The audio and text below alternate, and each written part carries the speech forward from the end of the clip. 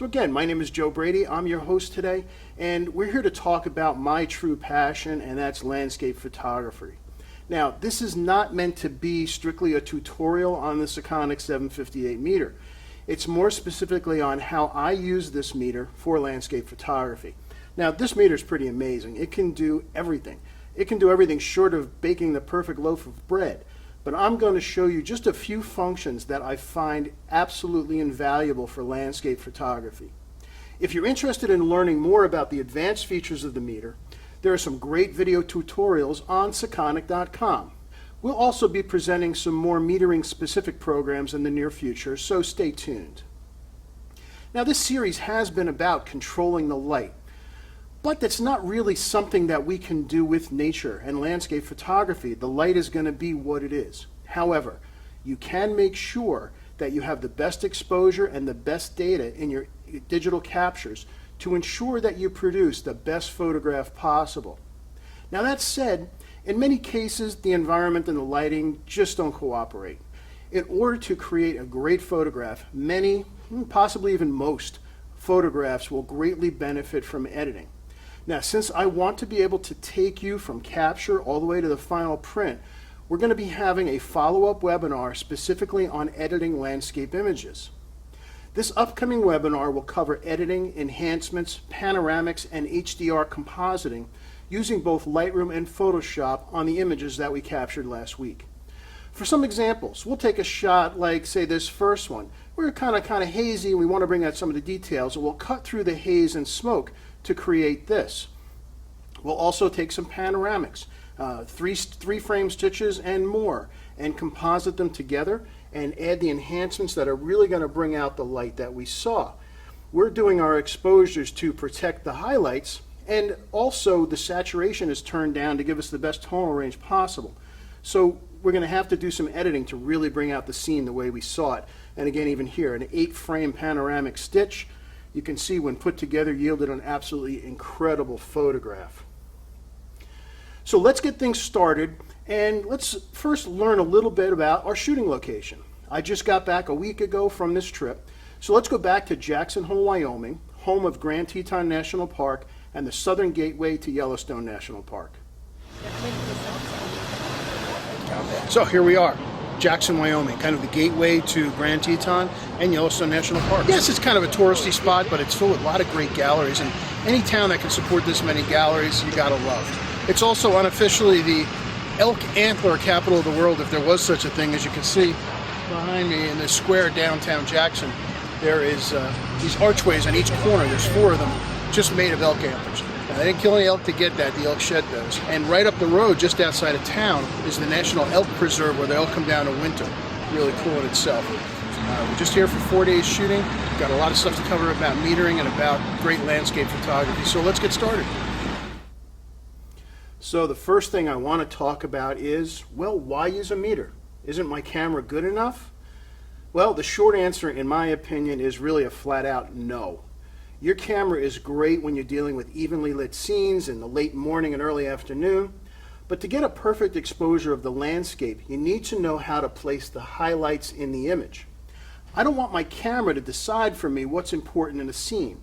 I'm going to take control and produce the image I want.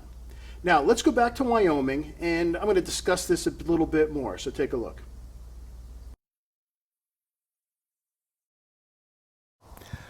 So another question you need to ask is, why do you need to use a meter? Why not just rely on your camera's meter?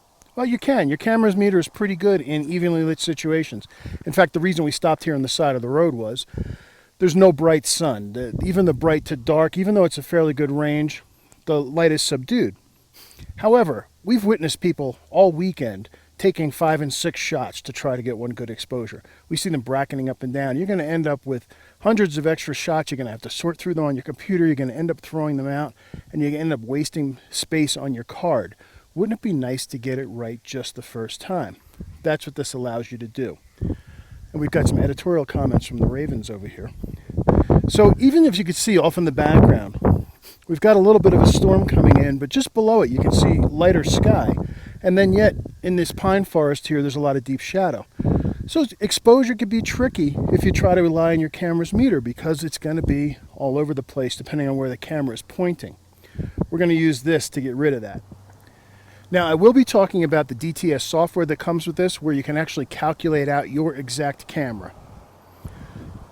But as I always tell people, your camera can capture at least 5 stops up and down. So let's take a look here and see in this scene, is there more than 5 stops of tonal range? Your camera's meter can't tell you that. It can just give you an overall average of what it's pointing at. So what I'm going to do is take a spot meter reading, and I'm simply going to point it at this bright spot on the horizon.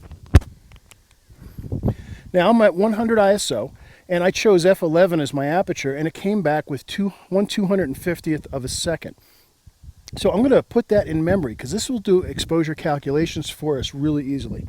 I just hit the Delta EV button. That puts that in memory.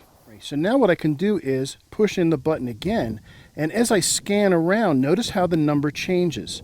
If I point at something really dark, it goes down to a little over 5. What this is telling me is how many f-stops lower is this dark shadow. All right, the darkest I can get is that about 5 setting.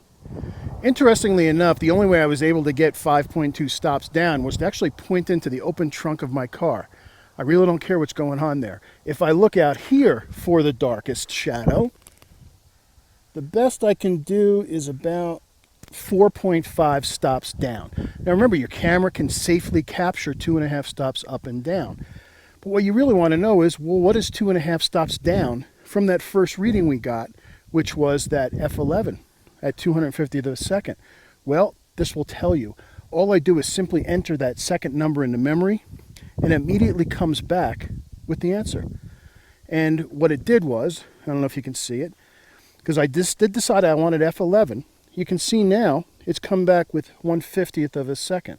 So 1/50th of a second at f11 is exactly halfway in between our brightest number and our darkest shadow. It's going to give you a perfect exposure, and you're going to take care of the entire tonal range of your camera because it put it right in the middle and it was just under 5 stops. It's that easy. Okay, let's do a quick discussion of incident versus spot metering because a couple of you are asking questions about that. Also, a couple of you are asking, well, what if I have something like a 358, which is what this meter is, or a 308 or some other meter that doesn't have the spot function? Yes, you can still benefit from what we're going to talk about today. The difference is you're going to have to do some of the calculations in your head. Now, incident meter reading is very important and is really a good idea if you're doing lighting in a more flat lighting situation. An incident reading is going to give you a perfect exposure. Now, it's not going to be fooled by fog, by mist, by snow. It's not going to be fooled by bright or dark backgrounds. The beauty of an incident meter, like this 358 and like the incident reading on the 758, is that it measures the light that's falling on the subject or falling into the scene. So if I'm doing landscape photography and I want to photograph a mountain that's a mile that way, I don't need to run over there and take a reading. Simply put the dome up, take a reading of the light falling on the scene, and you're going to get your reading. Now, we're very concerned today about protecting our highlights. That's where the spot meter comes in. Now, we'll talk about this in a little more detail later. But if you have a meter like this that does not have the spot capabilities, what you'll end up doing is combining this with the meter in your camera. Turn that to spot metering. Again, the one trick is you're going to have to be able to know what 2.5 stops down is. So, for example, if you're shooting at, or if your meter gives you a reading of 500th of a second at f8 in your camera when you have it set for spot, your correct exposure for that is going to be 2.5 stops down. So you need to know that 1 stop down will be 250th of a second, 2 stops down would be 125, and then another half is going to put you around 80th of a second. The beauty of this meter is it calculates that all out for you. So if you do have one of these meters, yes, it will still work. Now, when things get a bit more contrasty, however, that's where it really becomes time to bring in the spot meter. Now, the beauty of the 758 is it has a very precise spot meter. It's a 1 degree field of view compared to 4 to 5 degrees in your camera. More importantly, the meter can calculate the exposure differences for you. So let's go out and do our first sunrise shoot where we're going to use some both incident and some spot metering. Take a look. We're here at Schwabacher Landing in front of the Grand Tetons, the Grand Teton National Park. It's a little crisp. We're not used to this. We just got out here. It's September 10th, and it is 35 degrees out. So should have brought my gloves. I've got the Sekonic 758 meter here, and I want to talk about exposing to the right and using the spot meter to get your highlights. However, the sun hasn't quite crested the horizon yet, so the lighting's actually very flat. It's going to be very, very narrow tonal range. So what I'm going to do is I'm going to simply set my ISO. I'm shooting at 100 ISO. I'm going to simply take an ambient meter reading just by holding up the dome back towards where the camera position is. And I want a lot of depth of field, so I'm at f11 at 1 second. Now also, I'm using an electronic cable release because I don't want to touch the camera. Now I'm shooting a Mamiya DM56 back here, and one of the beauties of this system is it has a mirror lock that you can activate from here. So I hit it once to lock the mirror up, let the camera settle down, then hit it again, and it actually takes the exposure. And that's it. And I'll see it come right up on the screen. You probably hear the little beeps, and I get a perfect exposure, and it's really that simple. Now, this system has the DTS software, and we'll talk about that a little bit more later. But if you didn't do that, all of our cameras, all the professional level DSLRs, from that middle reading can record at least 2.5 stops up, in many cases 3, and if you run the software, it will tell you exactly. The sun is just coming up over the horizon. You can see off in the distance that it's just starting to illuminate the tops of the peaks. And I want to get the greatest exposure, but I've got to protect my highlights. Now, we'll cover the DTS software later, but assuming you haven't done that, you can be safe that your camera can always capture up 2.5 stops. Remember, when you take a meter reading, it's giving you the middle. It's not giving you the actual edge. So since we can capture 2.5 stops up, we can take a reading of the brightest point and then bring our camera down 2.5 stops from that. Now, it's early in the morning, it's really cold. My brain isn't even functioning. I can't calculate 2.5 stops, but I don't have to. I can let the meter do it. And I'll show you how to do this in a little bit, but I have the meter set so that when I push in the ISO 2 button, it'll automatically tell me what 2.5 stops down is. So all I do is put it on spot metering. I'm going to point right at that peak with the snow covering on it, take my reading, and I get 15th of a second at 16.2. I don't know what 2.5 stops down from that is. All right, so as I said, it's too early in the morning for me to calculate 2.5 stops, and adding and subtracting f-stops in freezing cold and early in the morning isn't going to work. So I let the meter do it. I set the compensation on ISO 2, so as soon as I push in the ISO 2 button, it's immediately going to give me a reading 2.5 stops down. So all I have to do is put the meter on spot meter. I'm going to take a reading off the top of the peak, and I get F18 at 20th of a second. So I can open up 2 stops from there so that it will give me better detail in the foreground. I don't know what that is. So I just hold in the ISO 2 button, and it immediately tells me it's 7.1. So all I do is put my camera on 7.1 at 1/20th of a second, and I get a perfect exposure that's going to have my highlights right at their bright point without clipping, yet give me all of this great exposure underneath. And I hope you can see what's going on back here. Can you see behind me? We've got a beautiful sunrise that's just starting to illuminate the peaks. All right, just in case you think that I'm cheating by using that big Mamiya camera, all of the exact same measurements apply. You might have noticed I was wearing another camera around my neck. It was a Canon 7D. All the same numbers work. Put them in and the results will be the same. Now, a couple of you are asking questions again that really, why do I need a meter? Why can't I just use my camera and rely on the histogram? Well, a couple things are going on there. First of all, you cannot completely trust the camera's histogram. Why? Well, the histogram that you're seeing on the back of your camera is a histogram of a JPEG. Even if you're shooting RAW, which I hope you're doing for landscape photography, it processes that preview on the back of the camera as a JPEG, and that's the histogram you're seeing. Also, you're going to have to look at that histogram after your shot, and you have to judge, okay, are my highlights off to the right enough? What is the scene in front of me, and what should the histogram look like? With a lot of experience, you can start to do that, but you're going to have to play a lot, and you're going to end up taking lots of different exposures. Now, I saw people all week with their cameras on tripods taking brackets of 3 and 5 and 7 shots in an attempt to get a good one. Now, if you've got a landscape where everything is very static, you can get away with that and take lots of extra shots, although you're going to have to sort through them later. But when you're dealing with wildlife or with light that's changing a lot because clouds are going over, that's just not going to cut it. What this allows you to do is get your perfect exposure the first time, every time. There is no guessing. Now, I talked about the calculations a little bit, so let's go into that a little bit more. Again, one of the beauties of using a spot meter reading here is that the meter can then tell us what to do after the fact. And let me just check my settings here real quick. Okay, now to use a spot meter reading on this, I simply rotate this eyepiece and it's now spot. So I'm just going to take a reading here in the studio and let's see what I get. All right, I'm at 1/80th of a second at f11. That's lovely, but that is the spot meter reading of this white board that's off to my right. My correct exposure, again, remember, playing it safe, is going to be 2.5 stops down from that because, as I've said, our cameras are all safely capable of capturing 5 stops of tonal range. 2.5 up from that middle and 2.5 down. This spot meter reading on that bright highlight is a middle of that highlight. So to come down 2.5 stops, I'd have to look at this and figure, well, we're doing landscapes, so we don't want to mess with the aperture. We're going to change the shutter speed. What's 2.5 stops down from 80? Well, okay, 1 stop down would be a 40th of a second, 2 stops down would be a 20th, and then another half stop down would be a 15th. So you can kind of do that. Easier said than done sometimes, especially if the numbers get a little bit more complicated. Well, wouldn't it be easier to just have this meter tell you?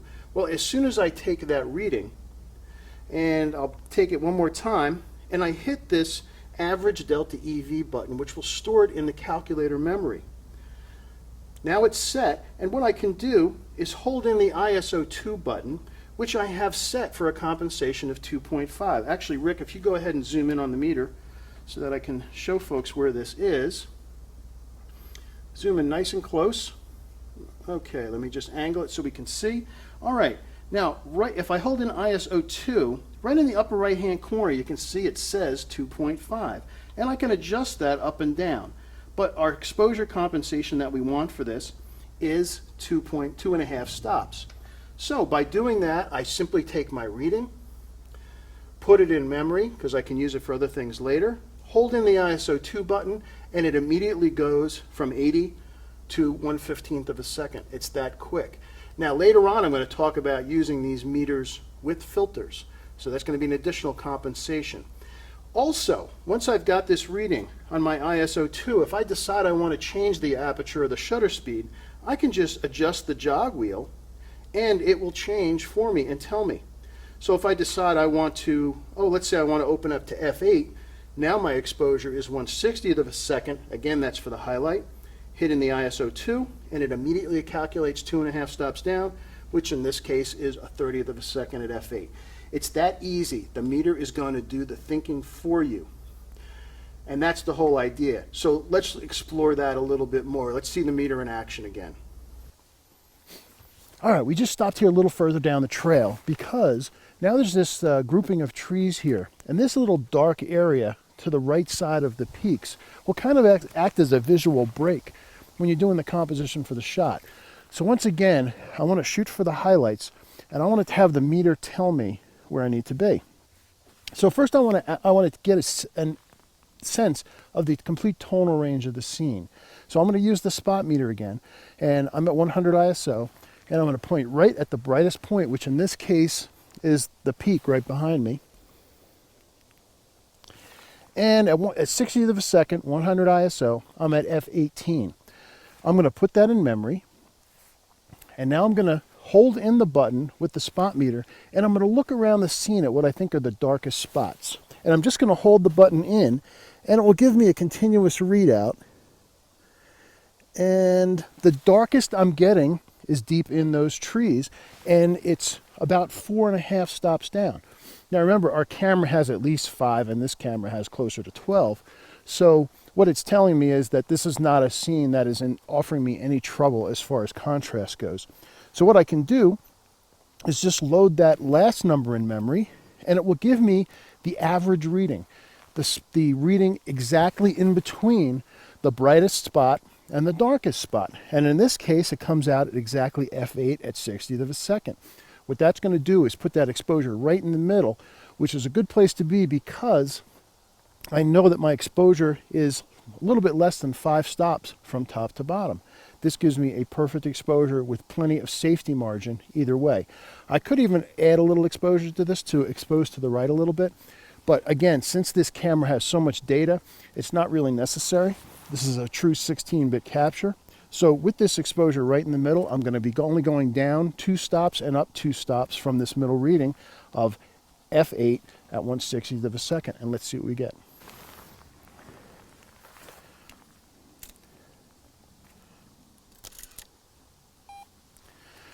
And beautiful. So now we have this grouping of trees off to the right that adds a little bit of a visual break, a little stop to the image, keeps it from leaving the frame and coming back in. I've also lowered the camera height to bring it a little bit more to the foreground. If I want to have a little bit more of this foreground in focus, I'm going to need to add a little bit more depth of field. So I'm going to have to bring that up. So I've got my f8 reading. Again, I don't have to calculate. I can just rotate the dial until I get to, say, f16 or f18. Let's go right to f18. And it tells me now my exposure is 1/13th of a second at f18. So I just dial that in.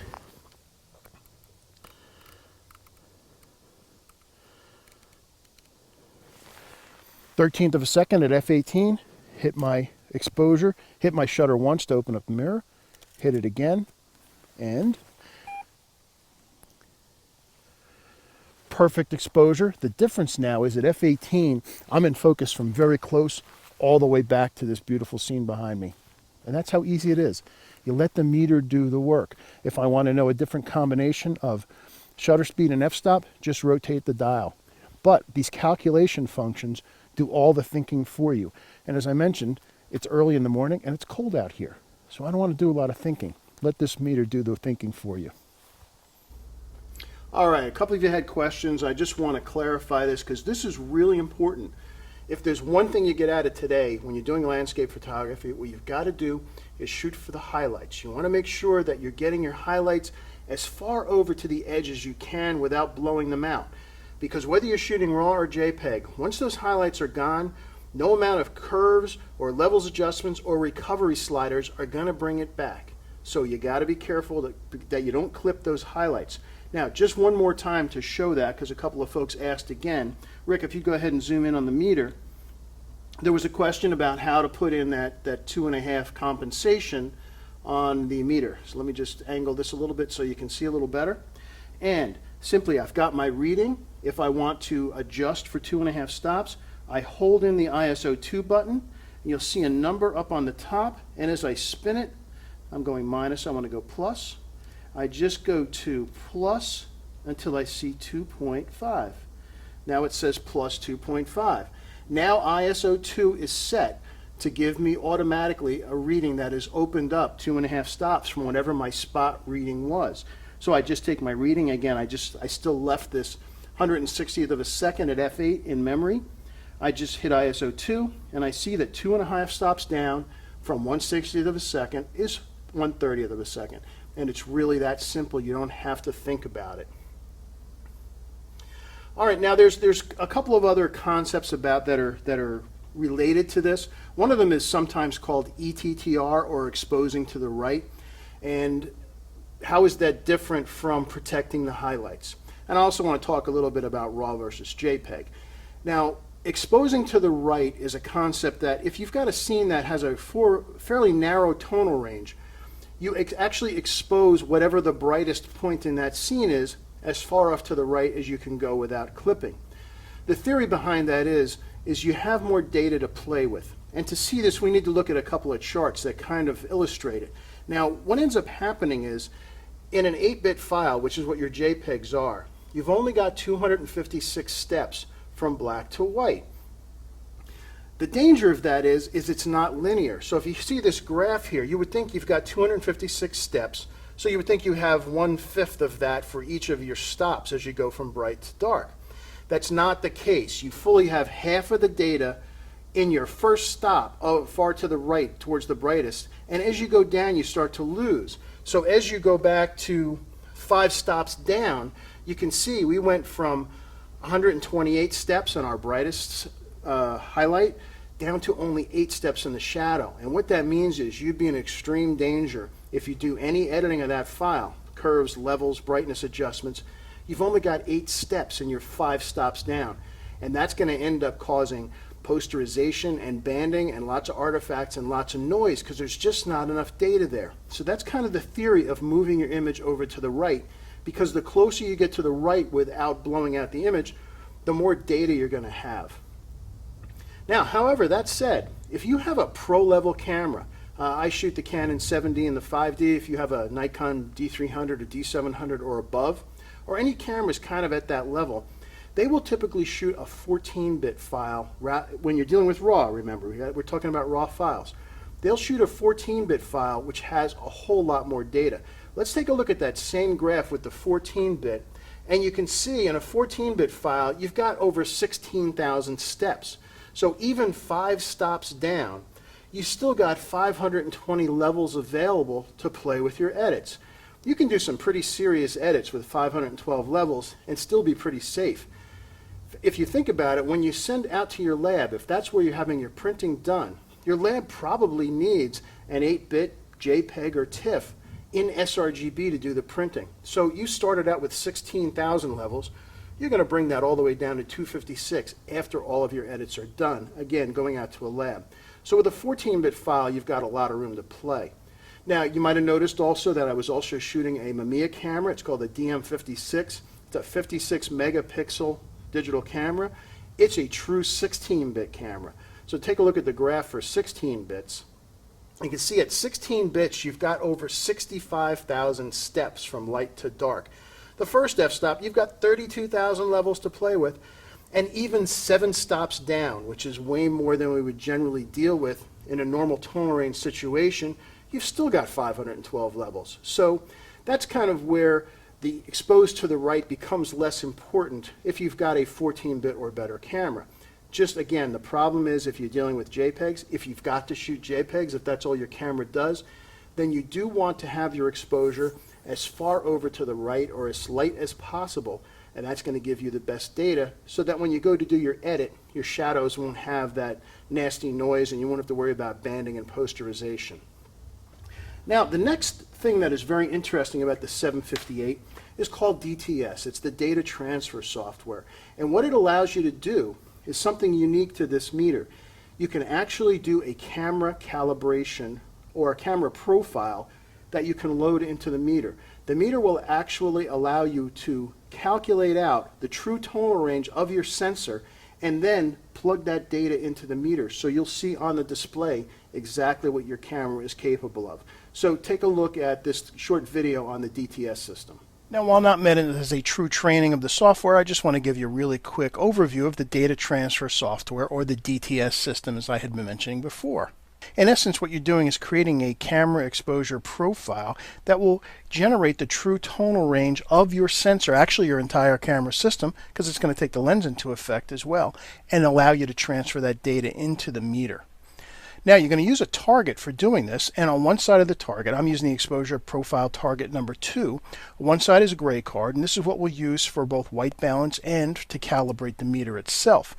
And you start by doing this. Take an incident and spot meter reading of this card and record the data. Now, the reason you need to record the data is chances are they're going to be different, and this process also is going to fix that because it's going to calibrate the meter as well. Then we're going to flip the target over and take 3 shots of the target side. Here's the first shot taken with the incident meter reading, so that's a perfect exposure in the middle. Then we'll take one 3 stops up and then one 3 stops down. Now then you plug in the meter into the computer using the USB cable and we start the DTS software, and this is the screen that you're presented with. Now after this, the first thing we want to do is load in those values that we recorded from the incident and the reflected or the spot reading. Then it asks you which target did you use. Take the images that you shot, the 3 different exposures, and you load them into the software. You move the little green crosshairs there into the corner part so that the software knows exactly where the target is, and it will then calculate the data from that. And here we see the plot of my Canon 7D with the particular lens I had on it, which was a 24 to 72.8. Now let's zoom in a little closer. And you can see here that according to the software, my Canon 7D captures up 2.8 stops and down 3.5 stops from that middle reading. So here's a close-up of the results, and you can see on the EV scale in the upper right it says plus 2.8 and then down 3.5. Now there's also some clipping points in there. Me personally, I find them a little bit overly conservative. You see plus 2.2, and what that does is it will start to warn you when you hit that 2.2 above the middle reading. That is extremely conservative to my liking. I like to come within about 0.2, so I'll move that up to about 2.6 and then down to about 3.2 so that I'm not getting warnings until I'm actually getting really close to the edges. Then you give your results a name and you choose the profile location, meaning there's 3 slots in the meter where it can sit. Now you can create as many exposure profiles as you like. The meter can load 3 in at one time. Then you just click on transfer to light meter. And what the meter now shows you, once you restart it, is the actual sensor range and the warning clipping marks. As you can see down on the bottom of the scale where you see the plus and minus 7, you see those little tick marks. They may be kind of hard to see. The outer ones are showing you the true tonal range of the sensor. The inner ones are the warnings. So you don't have to guess anymore. Now the meter is showing you exactly what your camera can capture. So when you take your readings and you take your plus and minus readings, everything is going to fall right in place and show you on this graph. Turn off the meter, as I mentioned, close the software, and again the meter can store up to 3 separate camera profiles at one particular time. Now you know exactly what your camera is capable of. Go out and shoot and you're not going to have any surprises. Now I got a couple other questions here that folks wrote in, so let me take a look. Someone asked, can I use this type of meter for portrait photography or is it only outdoor? Absolutely, you can use it for portrait photography. In fact, this is a very popular studio portrait photography meter.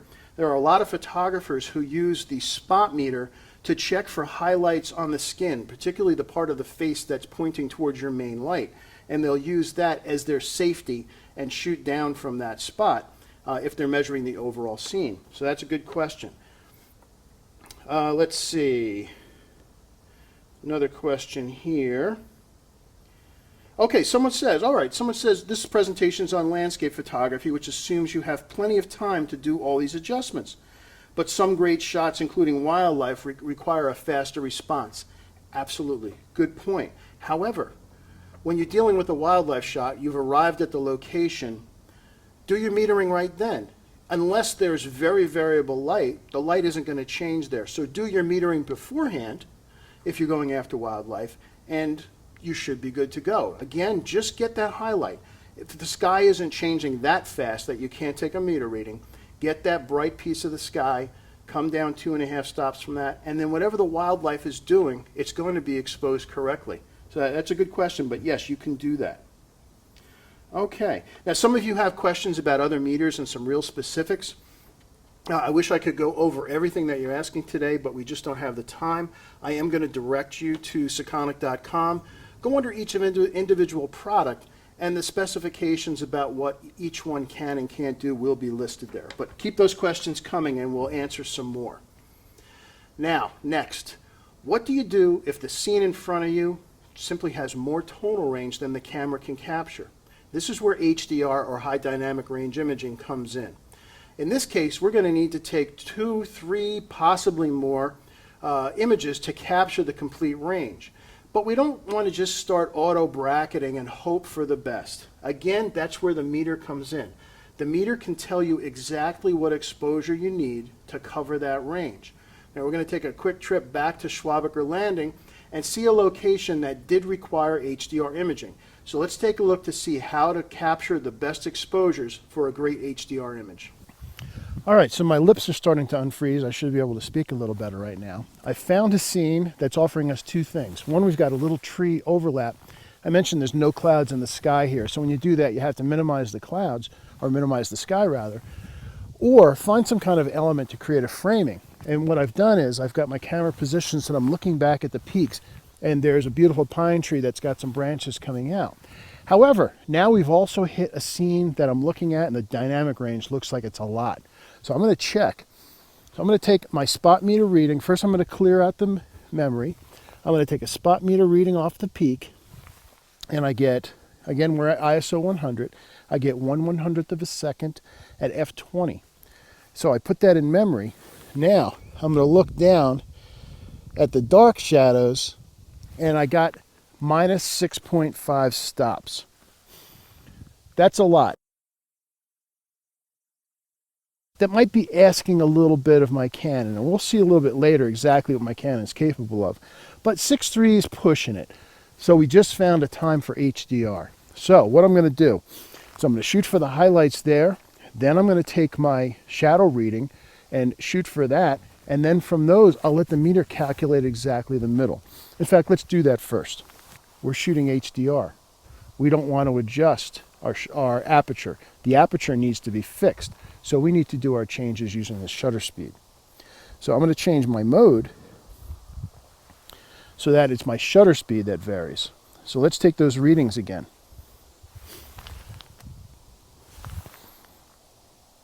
All right, so I want to have a good amount of depth of field here. I want to stay at f16. So my bright reading at f16 is 1/60th of a second. So I'm going to put that in memory. My shadow reading is 6.5 stops down. So I'm going to put that into memory. And it tells me that the middle of those would be 1/20th of a second. And then I'm going to clear and get my reading all by itself, and it's a half a second. So those are my three readings. A half a second for my deep shadows, a 20th of a second for my middle exposure, and one more time I'll do that last shot of the peak, and I've got 1/60th. So those are my three time exposures. Because remember, when you're doing HDR, you don't want to mess with the aperture. That has to stay fixed, because if you don't, it's going to change the focus. By varying the shutter speed, I'm going to be able to capture that entire range I need to create a really cool HDR shot. So let's go ahead and do that.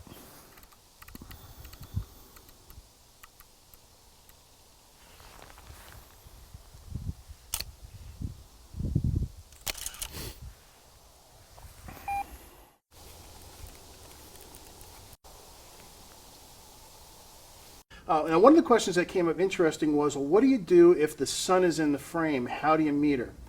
Well, your camera is never going to capture the sun. No matter what you do, the sun's going to be blown out. So where am I going to do my spot reading?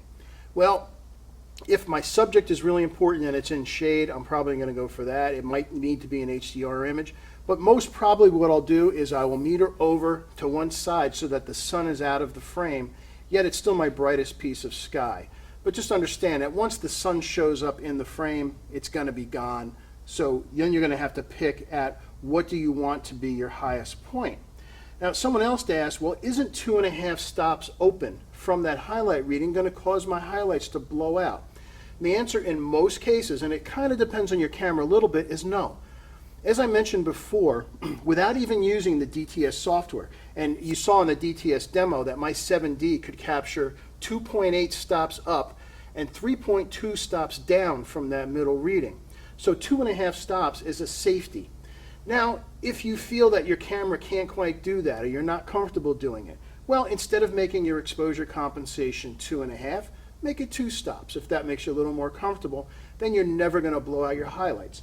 Again, remember, we're kind of trying to read the edges here, and when we do that spot meter reading of the highlight, that number is the average of the highlight. We're going to then come down 2 or 2.5 stops, and that's still going to give us that 2 to 2.5 stops range from that middle to the highlight, so it's going to be very safe. But good questions, thank you for that. Now, what you just saw was I produced an HDR image without showing you how it was done. That's completely not fair, I know. As I mentioned earlier, I'll be offering another free webinar on post-processing landscape images using Photoshop and Lightroom, and that will include HDR compositing. So stay tuned, and we'll send you an email as soon as we nail down that date. Now, another question that comes up all the time is, all right, I've got my meter, I've got that under control. How do I use this if I'm dealing with filters on my camera? some very common landscape filters you're going to use. A circular polarizer, certainly, graduated neutral density, and straight neutral density filters. So how do you compensate for that? Well, it's actually not as hard as you might think. Take a look.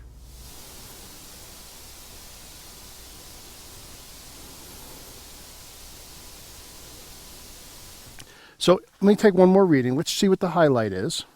Again, I'm using the spot meter pointed at the brightest part of the sky, and we're at the same spot. We're at 1/400th of a second at f9. Now I'm going to put this in the calculator memory, and I'm going to point at my deepest shadow, and I see I'm 4.5 stops down. Again, we're using that 5-stop tonal range as our safety margin.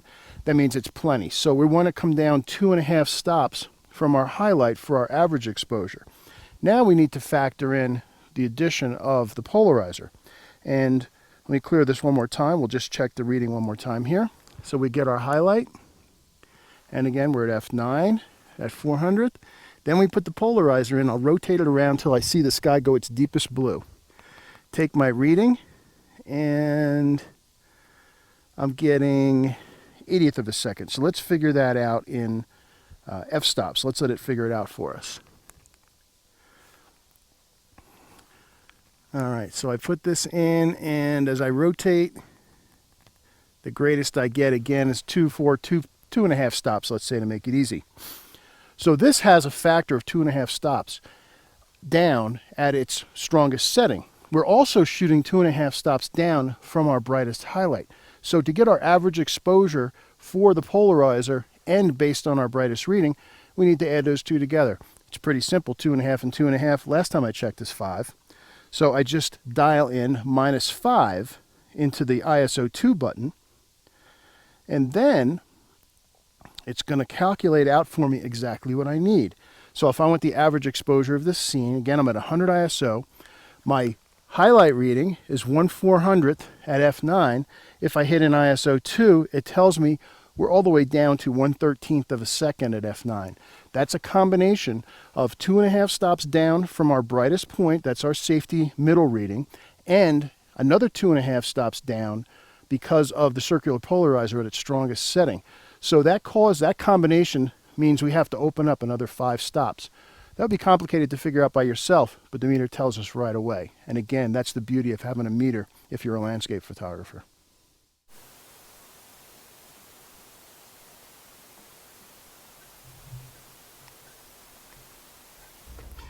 Okay, a couple more questions. One thing that was interesting, somebody asked, do I use the color checker passport when I was shooting out west? And yes, this is not about doing camera profiles and that kind of thing. But yes, I did take color checker passport shots, both for my white balance, and I created custom profiles for my cameras while I was out there. Separate process. As a matter of fact, I have a webinar on that tomorrow. So if you're interested, let us know.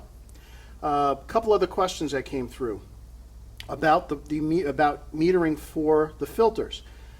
I had the filter off the camera and then put it on so you could see what was going on. But that's the kind of thing you can do at any time and just kind of calculate what exposure factor your filters provide. Once you do that, then there's really not going to ever be a reason to do it again. I found out that my circular polarizer at full power caused a drop of 2.5 stops. That's okay. I don't ever have to measure that again because I know that's what that filter does. I also have a handful of neutral density filters that I'll sometimes use to bring down the light if I've got moving water and I want to have it a blur. So I've got them in different stops, and I can just measure them again and just make a note. Actually, on my filter case, there's a piece of paper for notes. I'll put a note that this filter causes a drop in 2 stops, and I can figure that out. Now, I know some of you are actually out there playing with your meters as we're talking, and some things are driving you nuts. So stay tuned. When we're done at the end, I'll give you an email address that you can send your questions to. If you've got a question or a discussion or something that's making you crazy, we can discuss it offline later and we'll get you taken care of. So another concept is both a combination of incident and spot reading, looking at the environment and being patient. We're going to visit another location, this time Lower Yellowstone Falls in Yellowstone National Park. Now during this late morning shoot, a storm started to move in. So it was very important to watch what the weather was doing. The light behind me, and the subject was the falls, was changing constantly because there were a lot of clouds that were moving fairly quickly. So it's a matter of being patient and waiting for the right light to illuminate the scene. That's very important in landscape photography. Now, if you're visiting places like this, there are a couple of suboptimal reasons to do that landscape photography. One is you're on a bus tour. Oh, bus tours are not the best choice for landscape photography because you simply don't have enough time at each place. They're going to tell you, okay, go take a look and be back at the bus in 20 minutes. That doesn't work.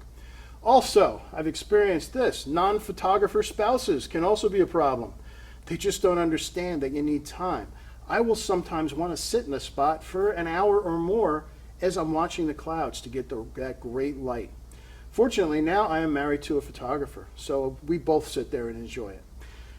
Really, the moral of the story is give yourself enough time to wait for the best shot. You may not be back to this spot, so get the most out of it. So let's take a look at what we experienced at Lower Yellowstone Falls.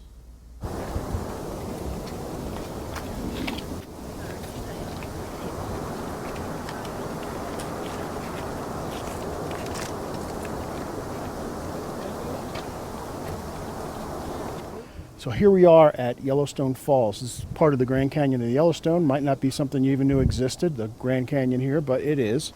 And a perfect example of a time to use a meter. We've got really deep canyons, we've got a bright sky. So this is one of the times, and I know I've said this before, but the most important thing we're going to do for digital photography is make sure we preserve our highlights, and that's what the spot meter part of this is going to do. So I put it on spot metering, I match my ISO to 100, and I just point at my brightest spot, which in this point right now is the very top of the falls. So I get my reading, and at f11 I get 1/400th of a second. Now I want to come down 2.5 stops from that. Remember, that's our safety point. So I hit my ISO 2 and it tells me that f11 it's 1/80th of a second. I plug that into my camera and that's it. So let's go ahead and get that shot.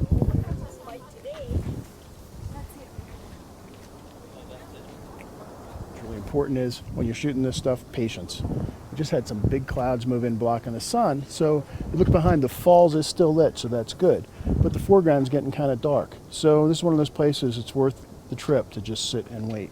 Now I'm going to check the ambient light right here. I'm just going to do an incident light meter reading because the same light that's hitting here is hitting a 1/4 mile out that way. So I'm going to take a reading to get my ambient light, and I'm getting 250th of a second at f11.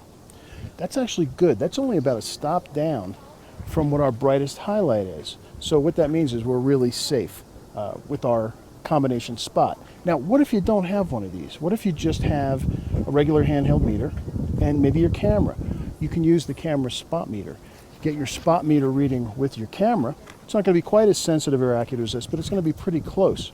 And let's say, for example, we get the same reading, 400 at f11. Then with your incident reading, take your incident light reading that's falling on the scene. Now in this case, now I'm getting 320 at f11.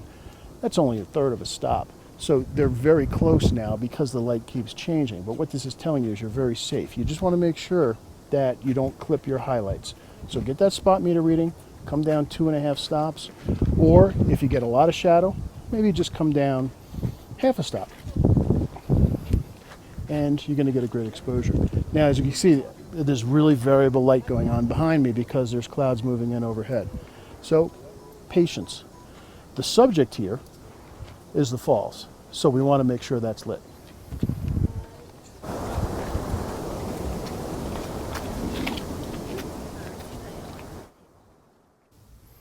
All right, a couple interesting questions, some of them completely off the wall, but I'll answer it anyway. A couple of you asked me when I said I was married to a photographer, was I married to the model in the last shoot that we did with environmental portraiture? And the answer to that is no. That's Susan, but Susan happens to be a very good friend. So we may seem comfortable with each other, and we are because we're good friends.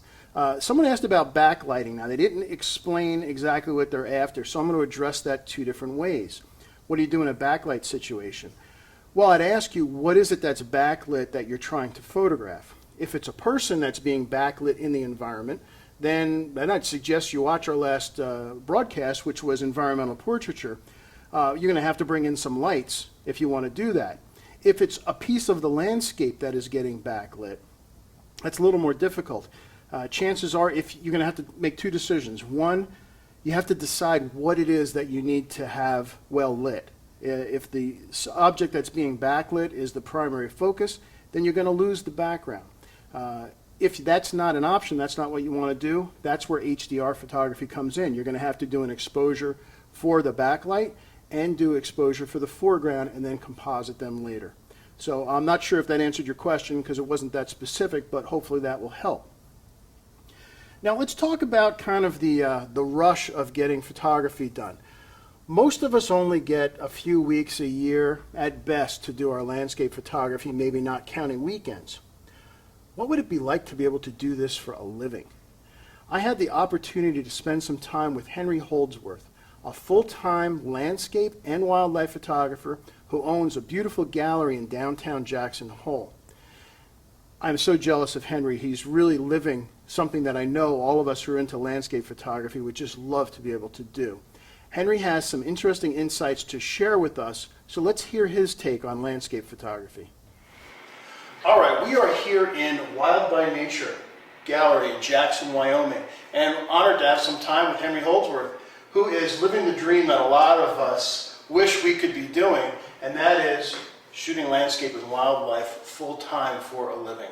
I know there's a lot of us that have a lot of passion, as you've probably run into a lot of folks who are really passionate about this but have other jobs. Henry's a bit of a prolific author as well as DVDs. This is his latest book, titled The Moose of Yellowstone and Grand Teton, and also one of his most popular books is A Portrait of Jackson Hole and the Tetons. Both beautiful books. Definitely look for them online. This whole series has been about sort of controlling the light. That's what we're doing for Sekonic and getting the best image possible. And Henry, I have a couple questions for you. First of all, why do you photograph nature? Why do you photograph the landscape? I guess I got into this because I just love animals. I love the outdoors, and started doing it when I was in college. I really never planned on it as a career at all. I was a biology major. Somehow got hooked by photography, and really once I started, which is about 30 years ago now, it's probably hardly been a week that I haven't picked up a camera, and I probably photograph, still almost every day. So that's great. I'm in the field probably about 200 days a year. I just never get tired of it. I love doing it, love being out there, see some amazing things, and that's what keeps me going. Every day is like Christmas. You never know what you're going to find. Coming to the photography part, what to you makes a great photograph? Really, to me, it's all about the light. The light is probably the single most important quality in the photograph. You can take any subject, and if it's got great light, it's going to make an interesting image. Timing and the light and the composition, those are what makes a great photograph versus a good picture. And if the weather doesn't cooperate, what do? Any kind of weather can really work, and sometimes the worst weather makes the best photographs. I look for bad weather, storms right after storms, interesting cloud formations coming in. To me, that's more interesting than a blue sky, bright sunny day that has not a cloud to be seen. Now, as Henry mentioned, today we just had fog come in, and we've been getting up for sunrise shoots every morning, and we got out and the Grand Tetons disappeared completely. They were completely fogged in.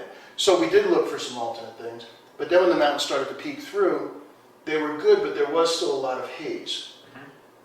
For those of us that are out here for just a short period of time, I do teach a lot of post-processing to try to cut through that. Sure. Do you do much post-processing when you have that kind of image? I try to keep the computer time to a minimum. I'll use different filters, split neutral densities, work great here in the Tetons, polarizer if it's a little more later in the morning or in the evening. I'll try to do as much in the field to make that image as good as it can be so that I don't have to do a lot of post-processing. Just because I shoot so many images. People come in and say, they look at some of the images and they say, wow, you must have a great camera. And a person was here the other day when someone said that, and they said, well, that's like going into a restaurant with a world-famous chef and saying, wow, you must have great pots. and it's very true. So that's a it's good about analogy. Knowing your subject, photographing in several ways, trying different things, and really learning to see what you see that makes your photographs unique and different from what everybody else is photographing. Do you find in the scene when you're scouting out, you've gotten there early, and give yourself some time, don't be rushing to get your equipment out of the car, because that's when the equipment gets in the way. Sure. Do you pre-visualize a lot? Do you go to a place and have an idea about what kind of mood that you want to create? There's lots of pre-visualization, excuse me, pre-visualization. It's easy for him to say. Have you had your coffee this morning? No. He hasn't had his coffee yet, so we'll let him go. And I think it's important to have some kind of vision. Those are the things that make me get up early in the morning. I know I have a plan A, this is what I want. Now, if it doesn't work out to that, there's usually something else good that's happening, and that's okay. All right. So, once again, to sum up, well, don't let the camera get in the way. Be patient, prepare, scout, learn your location, and the last part of it is most important is obviously it's all about the light. It's all about what the light is doing for your subject. Yep. Henry, it's been a pleasure. Thanks for inviting us in.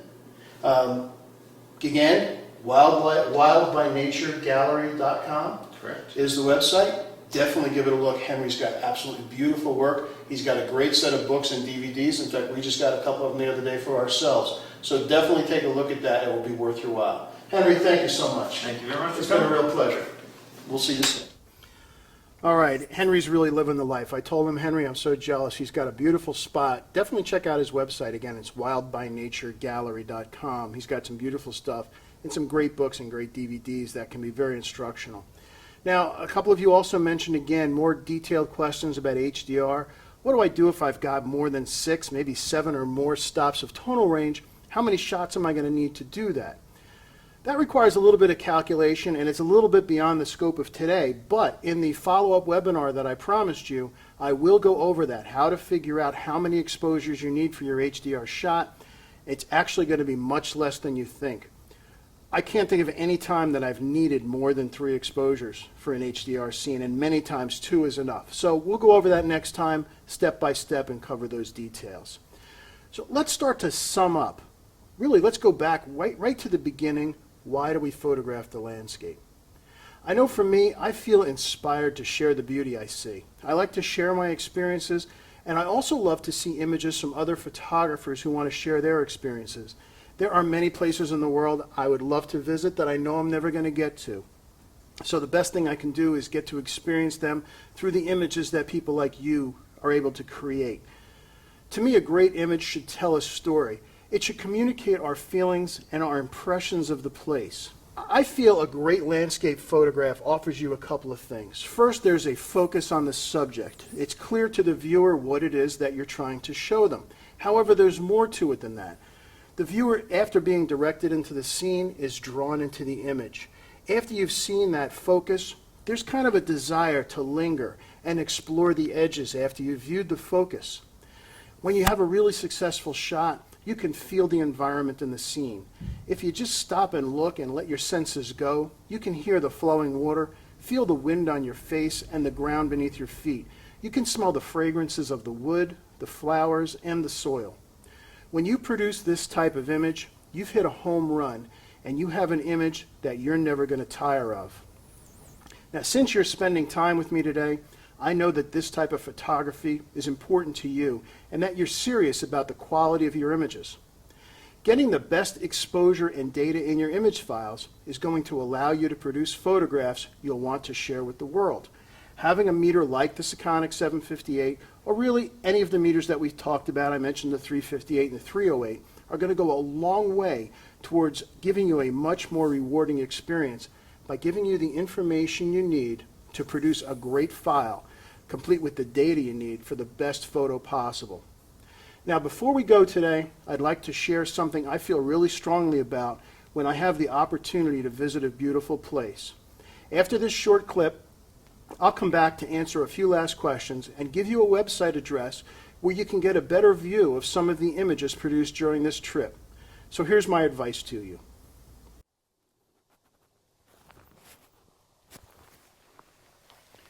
You know, one of the things that's really important that you do at a spot like this is every once in a while, stop. Take the camera, just turn it off, put it down, and soak in what it is that you've been so lucky enough to just get to sit and see. I mean, look at this place. This place is incredible.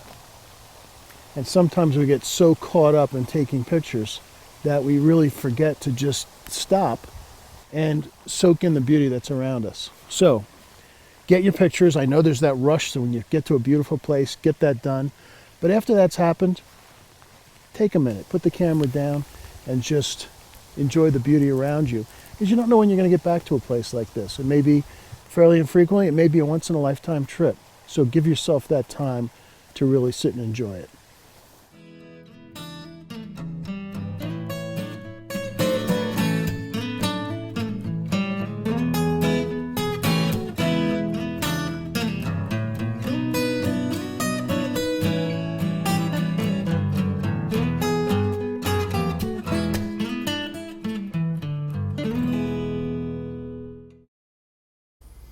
All right, one last question that was brought up that is important. It goes into a little more detail, but I do want to address it. And someone asked about, what about white balance? White balance in landscape photography is much more subjective than you're dealing with white balance with a portrait photography. When I do my white balance on a scene, particularly like a shot like we just did, I will typically do a white balance recording during the middle of the day. I want to kind of get the flavor of the light there. But as the light changes towards the morning and towards the evening, I want to maintain that golden glow. So I don't want to white balance that out. If I were to do a custom white balance during that sunrise, it would completely neutralize out that golden glow that I got up so early in the morning to capture in the first place. So I will take a shot of my white card during the middle of the day and use that to white balance for both my sunrise and sunset images. A good question, and again, white balance is somewhat more subjective. You're going to find yourself flavoring a little bit more depending on your needs, but that's how I do that as far as my standard goes. And the same thing goes for creating a camera profile. I do use the color checker passport, and I create that profile in the location during the middle of the day. The one exception to this is if it does really get cloudy, then I will probably do a white balance reference. I'll take a picture of my card under those cloudy conditions so I can make the decision if I want to adjust. Remember, we're always shooting raw for our landscape photography, so we can adjust that white balance after the fact with no penalty to us, because the raw file does not have the white balance, the color space, sharpening, or anything else applied to it until we actually process the file. So let's finish up. Once again, this broadcast has been recorded, and we'll send you a follow-up email with a link to the recording. Well, I'll also let you know when the follow-up webinar on image editing has been scheduled. In the meantime, if you'd like to get a better look at some of these images, along with collections from some of my other favorite locations, take a look at my landscape photography website at joebradyphotography.com. It was recently updated. There's a lot more to come, but a lot of the images that I just shot on this trip last week are up there so you can see them bigger and actually take a little more time looking at them. In fact, maybe, if you go look on the workshops link, maybe you'd like to actually join me live next October when we go back, excuse me, back to the Grand Tetons and Yellowstone for a photography workshop in this incredible location. Now, if you have any questions that I wasn't able to get to today, send me an email at askjoe@sekonic.com. I'll do my best to get you an answer as soon as possible. So what I'm going to do is I'm going to leave you today with a short closing slideshow, kind of a recap of what we've seen along with some messages, and I hope you've enjoyed today. So until next time, I forgot something. Let me get it. I was told I had to bring this. Until next time, thanks for watching. Thanks for your great questions, and keep sharing those beautiful images. Bye-bye.